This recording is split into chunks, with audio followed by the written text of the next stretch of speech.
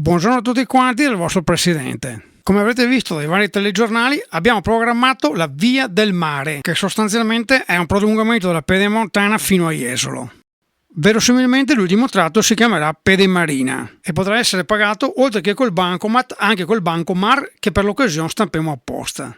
Poi ci sono naturalmente numerosissime critiche per i grandi investimenti fatti, no altri speriamo che non ci abbia sotto nessuno. Ecco, poi abbiamo pensato di esentare dal pedaggio di entrata gli abitanti dei paesi sul percorso, infatti questi pagherà solamente l'uscita.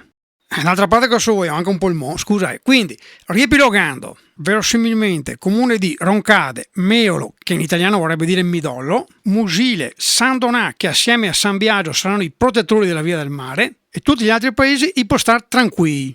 Poi, il tratto verso Jesolo sarà praticabile, soprattutto quando che piove, anche con barche, pedalò e canotti, mentre i barconi, quei provenienti dal Mediterraneo, li facciamo fermare in Puglia, non stai preoccuparvi. Poi avevamo pensato anche di mettere una porta scorrevole all'uscita, ma mi sa che dovremo accontentarci che il traffico sia scorrevole.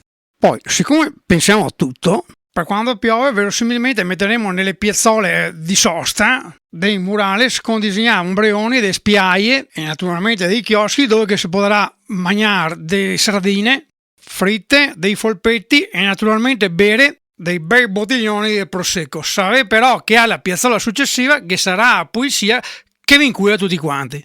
Come sempre il vostro presidente è sempre il più migliore, altro che il Terone De Luca.